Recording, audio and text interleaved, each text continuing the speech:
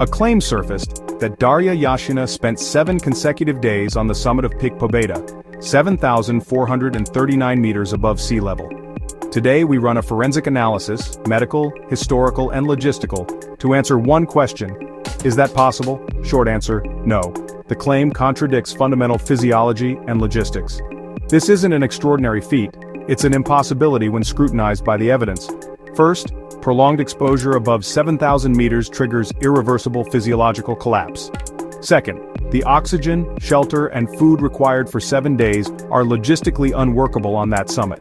Third, available records suggest misattribution, a race or endurance event conflated with a summit bivouac.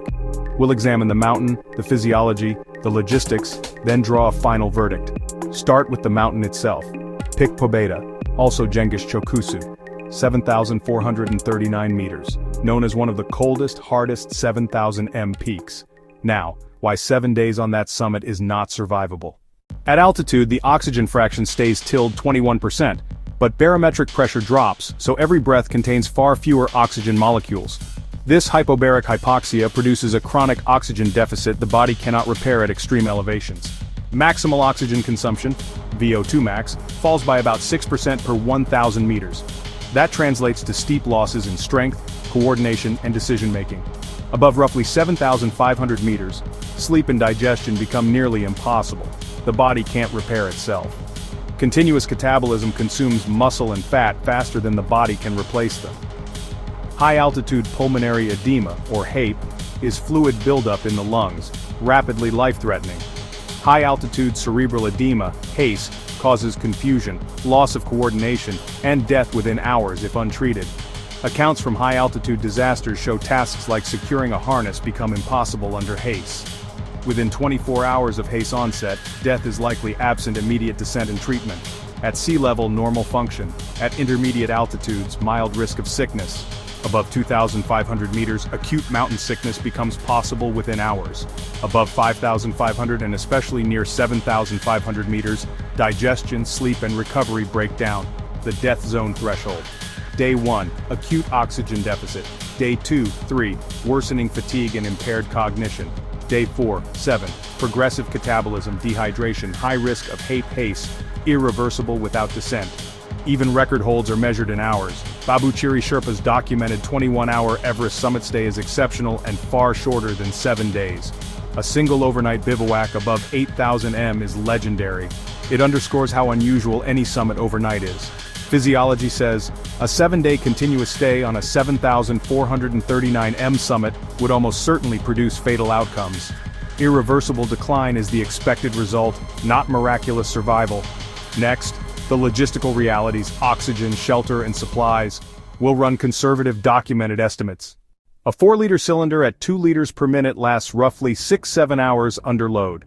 To cover 168 hours, 7 days, a climber would need about 24 such cylinders.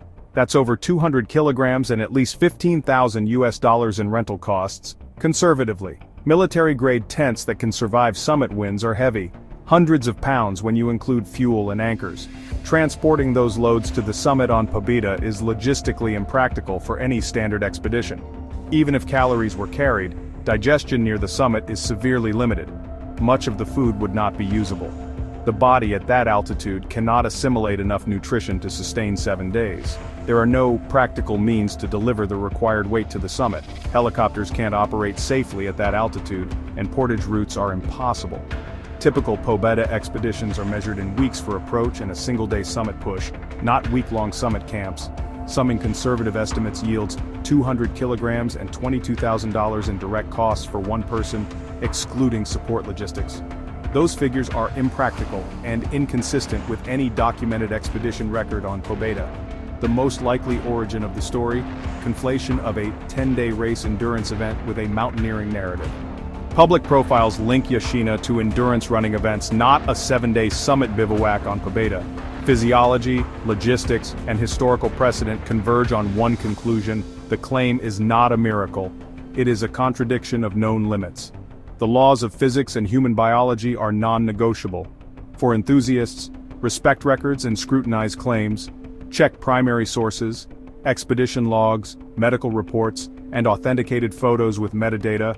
We link the primary sources and the scientific papers used in this analysis below.